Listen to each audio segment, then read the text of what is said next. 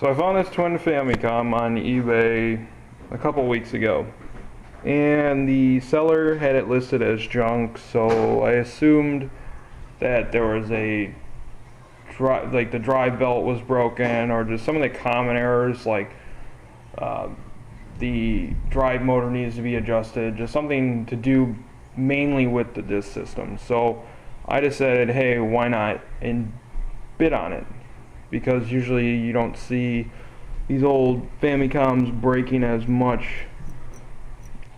as, you know, some of the newer gen consoles. I mean, obviously they're a lot well made. So I actually got this one fairly for a good price. Picked it up for about $20. I think $25. Shipping was a lot more than that, especially since it was from China. I think I paid roughly $50 to get it shipped here, so all in all $75. So for a twin Famicom, that's not a bad price. You see them go on eBay, and just people generally want them on forums for at least 100, if not more than that, whether the disk system is working or not. So I was excited getting this, plugged it in, and lo and behold, it has some sort of video error. And do a whole lot of searching on the forums and don't really come up with a lot for these, especially Nintendo's. There's a lot of forums on how to mod it as far as RGB through a play choice or something like PPU hacks, but not so much specific video errors. And I'll show you a clip on what it was doing. So you start up your twin Famicom and you're getting these weird little video problems. Then I might have the fix for you. As seen with some other games, you can notice some pretty severe graphical glitches, like in the background the mountains are turning brown to green, the clouds are actually orange instead of white, and it just does not seem right. You see glitches all over the screen, the text is looking fuzzy. You just know that something's up. I think you can definitely tell that something's wrong when you got a purple Donkey Kong. And yes, that did just rhyme.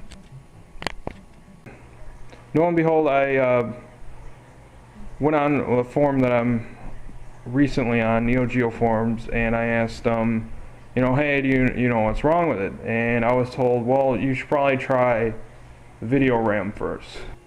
So if you're like me and you don't just got another 40 to 50 bucks to just throw around and buy another Famicom, or another 80 or so to buy a twin Famicom, and just feel like repairing it, then all we need is that little chip right there.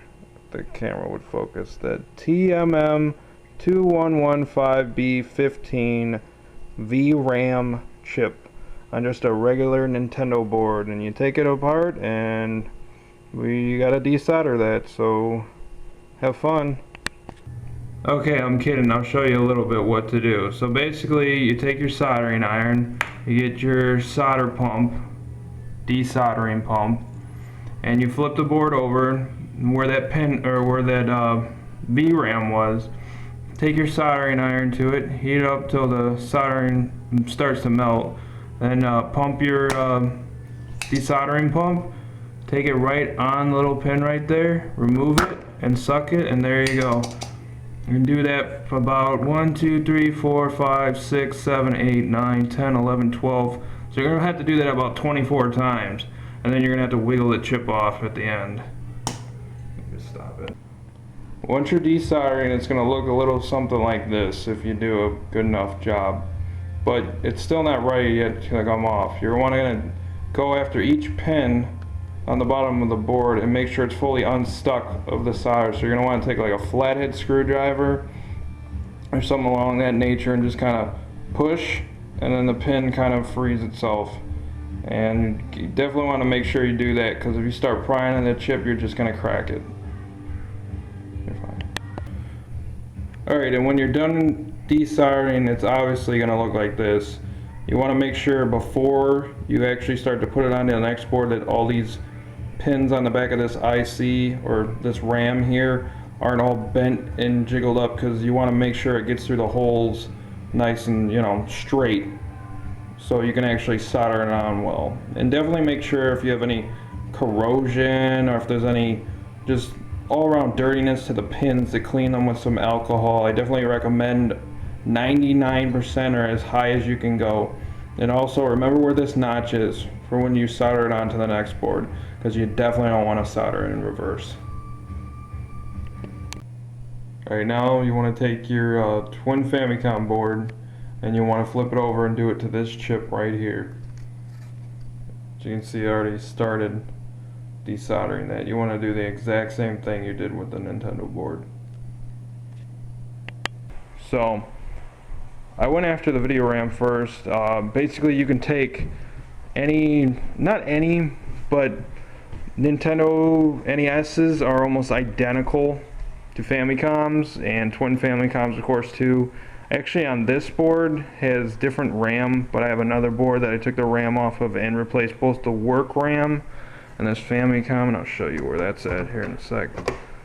The work RAM, actually, there's the video RAM, this chip right here, and the work RAM is actually right over here. Basically, I'll show a video. I was hoping it would just be the video RAM, and so my planning was I was going to make a video just to fix it as far as the video RAM goes. And of course with these sort of machines, it's never just one thing. It's always, you always gotta, no one's got the definite answer. So I did some searching around, and really, like I said, there's no clear answer on this. So I had to buy actually another parts NES, because basically, let's just say I learned how to desolder these PPUs pretty crappily the first couple of times, but this one I finally got off after my second one. But I didn't spend a whole lot really. I mean, I wasn't going to put a ton of money into this, but yeah, right there I took one of those 80 pin sockets you can buy up at Radio Shack. Basically desoldered the PPU on this. I mean, this board you really don't have to be that careful with, because the PPU is broken anyways, or in my case it was. That's not always the case, but in my case it was. And having a socket is just a lot easier, just in case it breaks in the future, or if the board might even pop this one in, you know, the next couple of days, who knows. So I mean, having a socket is a lot more smarter than soldering in, because sooner or later it's either going to have to come out or not. But I'll show a video actually shortly that now it does work compared to how bad it used to be. I mean, all in all, you know, I tried I'll admit, I mean, I didn't know exactly what to do. So I mean, I went to this board first and I started replacing some of these capacitors. And really all this board is it's a power board to the disk drive. And basically anything here as far as video wise, I mean, I thought when I got it, I replaced these RCA jacks because I thought they were, you know, they were corroded when I first got them. So I tried sanding them off, and I said, oh well, maybe it has a grounding issue. Well, it obviously wasn't. I mean, I totally replaced those RCA jacks. I mean, they look better now, but that was not the issue. And usually that's not going to be the issue, because if there's something wrong with your grounding, usually not going to get video at all, or it's going to cut out. And in my case it wasn't. So really there's some steps you got to go through, and usually on these systems no one's going to just tell you what. You really got to search around. So basically all I'm trying to say is really get yourself like an NES, even just to start out, get yourself a broken NES and try on that first. I mean, I've fixed some NES before, and definitely don't just jump yourself right into a twin Famicom not knowing what to do, and that was my fault. But yeah, I was lucky because now it works. So I basically got a twin Famicom for $75, but And after the PPU is all soldered and socketed into that socket, this is what it should look like.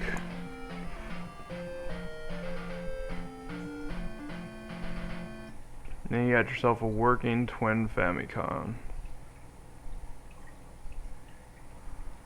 And just to further prove that it's not just the disk system screen that's working right, we'll throw in some Super Mario Brothers.